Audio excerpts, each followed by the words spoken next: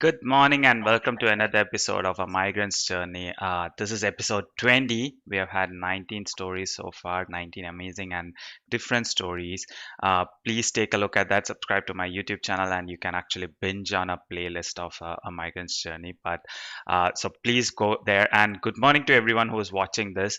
If you're watching this live or if you're watching this as a replay, please leave a comment. The more noise you make, the more people it reaches to, the more people it helps. And the happier it makes me. So that's the objective here as well. So please do leave a comment, please do leave a like, please do ask any questions, please do subscribe to my YouTube channel, and I'll keep doing more of this. So in today's episode, I have Sudip with me. I think we met a long time back, but let's straight away go to him with the story, and yeah, let's talk about it. So good morning, Sudip. How are you today? Hi, good morning, Vinesh. I'm doing good, thanks. How are you? Doing great. So let's get straight into the things. Who are you, Sudeep, and what do you do? Sure. So, by profession, I'm an Oracle developer. I've been working for the past 13 years now, and my last stint in India was with Barclays Bank, Mm-hmm. and I moved here in Melbourne and currently working for NAB. It's been close to 7, 8 months now. That's really good. So let's go way to the beginning. Um, Before migrating, before moving to Melbourne, Mhm. once you decided to move, what was your pre-migration preparations? What preparations did you do before moving to Melbourne? Sure. So I did quite a bit of preparation actually. As soon as I got my PR in March 2019. I started exploring the job market. Mm-hmm. So I came to know about Seek, um, and then I explored uh, the demand of my skill set. Mm-hmm. So I found there's Melbourne and Sydney who have the maximum number of job openings for Mm-hmm. my skill set. Mm-hmm. But I didn't really know much about these two cities. Yeah. So as part of my initial entry, I came in May 2019 with my family. Mm-hmm. uh, I went to both the cities for a few days, 2, 3 days here and 2, 3 days in Melbourne and Sydney, 2, 3 days in Sydney. Mm-hmm. So I saw certain differences, especially on the economics. Sydney was slightly more expensive, Yep. and Melbourne was slightly more welcoming and more friendly. Mm. That's what I sort of got few vibes out of that. And Yeah. then I started searching for a coach because I knew through my research that it wouldn't be uh, very easy to crack in Mm-hmm. this job market. It Mm-hmm. works differently. It's a different ball game altogether. Yep. So I found Naishad during my research. I contacted him. I had a chat with him, and I knew that I think he would be the right person to guide me. At that time, I didn't know you. Yeah. Uh, So was this so before you arrived or after you arrived? before I arrived, Okay, that's so fine. yeah, I started interacting with him sitting in India itself. So I Okay. wanted to do my homework as much as possible. Mm-hmm. So yeah, I think he helped me revamp my resume as per Australian standards, and Mm-hmm. also like updated my LinkedIn profile. Mm-hmm. So these things were like the stage was set for me to now start building my network. Yeah. So I started contacting people from sitting in India itself. Like Mm-hmm. I would be landing in Australia in Yeah. a month's time, and what's the job market like, etc. Mm-hmm. So I started doing that. I started contacting recruiters who hire in my field. I think that is important. Yeah. I think just adding numbers may not add that much value initially. Mm-hmm. Of course, it's good to have that diversity in the network, but Yeah. to crack the job market initially, it'll be good to have the recruiters who are hiring in your roles, Yeah. as well as I contacted people who have similar skill set, Mm-hmm. uh, who have similar background, who have experienced this migrants journey. Yeah. So yeah, this helped, Minesh. So these were some of the preparations I did, but honestly, no amount of preparation can really prepare you for the ground checks, the Absolutely. ground So and the emotional toll that you have taken. yeah. So one question. I often get this question, can you actually apply for jobs from overseas and get something out of that? So, what has been your experience? I understand that you did quite a bit of groundwork and homework from India itself. So, did you get any traction in those terms? Did you apply and get any response at all? No, I did not. Even though I applied, I didn't get any response at all. Hmm. And even when I approached the recruiters and spoke with them over LinkedIn chat, if if those things can be worked out, but it was very clear Hmm. that unless you are here in person, we don't think we can take it forward. So yeah, Okay. Uh, that's not possible. Yeah, that's the common response that I see as well. Sitting in a different country, I mean, especially in the Australian market where recruiters actually want to see you face to face, which won't Mhm. happen now, but still they want you here, and they want to. Most requirements are immediate joins, as in you have to join within 2 to 3 weeks. So if you can't do that, if you're not here, they won't entertain those applications. So now that you have done a good amount of homework, Mhm. um, what happened once you arrived here? How was your first few weeks or months like over here? Yeah, so it was a entirely different world. Uh, so the homework did help me in the first few days. I had a plan set out what I will do initially as soon as I land. So there was a list of things to do. Hmm. Um, but yeah, I think one of the things I clearly remember was the tram journey. It took me a while to get used to, traveling through Yeah, trams and getting used to the app and where you want to go. yeah. So navigating was initially a bit of challenge, and I remember I when I was going to for I going for whether when I was going for a catch up or meeting someone, I took the wrong tram and I went in the totally opposite direction. And Yeah, I was wondering why my stop is not coming yet. yeah. I got down at the last stop and then I realized I did something wrong. So anyway, after a few days, but it was very easy after a few days. I think Mhm, these things are just challenging initially, but mhm. yeah, I think got used to all the infrastructure and Yeah. got ready with my uh, profile to take it forward, and I contacted recruiters more from who are So, sitting. were you able to meet people right away after you came here? Because you have done a quite bit of homework. So um, did you have a queue, or do you have a lineup of who you have to meet and stuff like that in the first few months at least? Yes, I did. So not a big queue, Hmm. not a big list, but a few of them who agreed to meet. I met them in the Hmm. first 10, 15 days. Okay. And in the very first week, I met you as well, Vinesh. I came to know about you through Naishad. Hmm. And I think it was my fourth or fifth day in Melbourne, and I came to your network walk. Okay, that's Uh, so so there I met a lot of people as well. So I had a list of things to do, and this was part of it. So that's nice. So now that you've started your job search journey, mhm, did you have any bad experiences out of it, or something that you didn't expect at all? Because primarily the job market works mhm, completely different over here, mhm. so the expectations can be completely different. So, any experiences around that? Uh, yeah, honestly, I have a bad memory of unpleasant experiences. I try to get over them soon, but Yeah. yeah, now that we are discussing, I remember the very first interview that I gave was a blast. I mean, it didn't go according to the way I anticipated. Yeah. So see, the good thing that happened was in the very first 2 weeks, I had at least four calls Mm. from different. Because as soon as I updated my LinkedIn saying I'm in Melbourne now, the Hmm. city changed from Pune to Yeah. Melbourne. I started getting calls. I got within first 2 weeks there were four calls and two interviews lined up. So I was like, wow, this is working, Yeah. and it's not that difficult. Yeah. But yeah, the very first interview that I had was telephonic, Mm.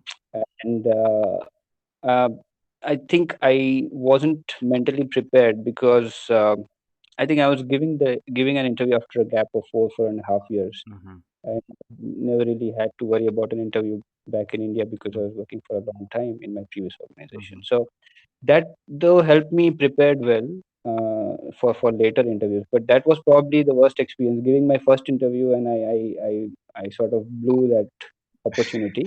Yeah. So But yeah, I think apart from that, all were, I mean, it was part of learning. So yeah, nothing that bad actually. Yeah, I always believe, every failure makes you stronger for the next interview, and unless you get into it, you won't know. Yes, you can prepare, that's all theory, but unless you get into it, into the practical experience, you won't actually know what's going to happen there. So the earlier you get into it, the better for you. And finally, how so in between, I think after a month or so after you came, you did the Australia's Got Fresh Talent. Yes, Yeah, that yeah, was it. Australia Got. Yeah, I always get mixed up with the name of Naishad's event, and I Correct. met you there as well. So, what Yeah. was your experience with that, and how did that kind of propel your job search? Yeah, I think that was a turning point in my job search. So Naishad organizes this pitch night, which is also known as Australia's Got Fresh Talent, wherein he gives a platform for job searchers to uh, interact with around sizable audience of 60, 70 people, Mm, and among them would be recruiters and other known faces. yeah. So that gives us a platform to really market ourselves, Mm-hmm, to pitch in and say what we are about, what we are capable of. mm-hmm, So I think I wasn't really, ready initially when Naishad proposed to me to yeah. just to do this. I said, no way, I don't think I can do that. I'm not a salesperson. I Yeah. can't pitch. I can't sell myself. Yeah. But he convinced me, and I somehow did it. I think that set my confidence level to altogether different level, and Yeah. I started getting a lot more responses after that. Mm-hmm, My LinkedIn activity shot up. My mm-hmm, invitations. I started getting invitations from recruiters, and mm-hmm, they were now approaching me mm, after doing. That was a good mm. experience, Vinesh. That's Yeah, I did. that's yeah. Mm, Yeah, so that's really nice, that's what you do. That's what happens when you do stuff. You can't just be a spectator and hope things to happen. And I particularly remember your pitch. You were introduced as a database doctor, and I mm, really liked the way you explained there. And in the end, you have to pitch. I mean, I understand people are bad in sales, but you have to sell yourself to get your foot in there. And and it's not easy, presenting to the 40, 50 people, a room full of people. I mean, I remember that was a small room and it was full of people, yeah, recruiters and everyone alike, and it was a really good experience. That and that's what you need. It's not that you get a job from that event, but that the push that you get from that event, or the exposure that you get from that event, that's key here, over here. And finally, you managed to get a job. How long did it take? 4 months? yeah, around 3 months. 3 months. So I. Yeah, so how did that happen? Yeah, so I landed in August 2019, Mm, and I started contacting recruiters, and I started applying through Seek. So again, but I wasn't really applying hundreds of jobs through mm, Seek. I was like looking at the job description clearly, and I was only applying if it was a 90% match. But mm, then that wasn't really the should have been the case. My what I came to know from my friends and coffee catch mhm. ups, some of my friends suggested me, even if it's a 40-50% match, you should still go ahead and apply. Yeah. So yeah, I started applying, and then uh, things weren't working out as I thought it to be. Mm, But then I saw a job opening in LinkedIn, and mhm, that was for NAP. mhm. Even though there was less percentage of match, I still went ahead and applied. I applied it reluctantly, I thinking nothing would work out. But after a few days, I got a call from the HR of NAB, and she was very polite and started asking me questions. So that was, and I think she probably passed on a good feedback, and then it went on to the next round. Mhm. So finally, I was called for an interview, and even then, I clarified, "Are you sure you want to have an interview? Because I hardly match Yeah, probably 30% of your skill set." yeah. So the HR or the recruiter told me, that it is not just about your current skill set, but what you have done in the past. I Yeah. think your experience matches what we require. So Hmm. therefore, we are calling you for interview. So Hmm. it was a good experience.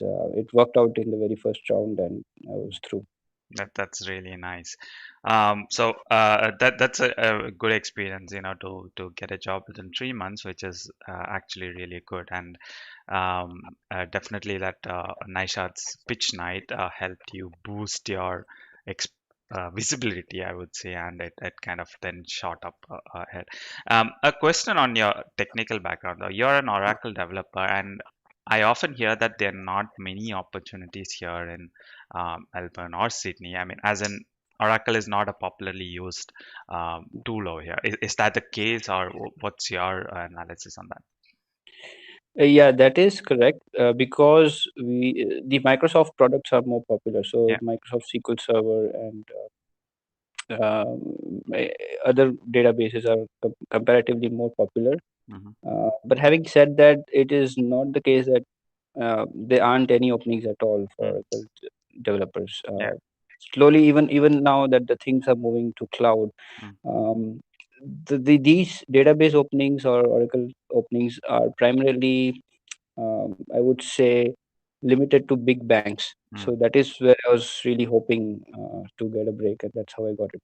Yeah, yeah. So, good point there. And the key there is there are only few jobs, but the analysis that job seekers do is there aren't many opportunities at all, but in the Mhm. end you just need one opportunity, right? That's all you need. You don't need hundreds of opportunities or Yeah. anything like that. So when there are just a few number of jobs, you can focus more on that, and you can net it makes things kind of easier for you, so because you know who to talk to.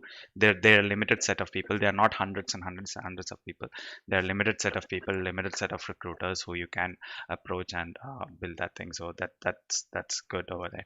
Now, you've uh, say you probably talked to a few job seekers or migrants in my events and things like Mhm. that. So, what would your advice to them be? Because you've seen, what common mistakes people do. So, what would your advice for them be?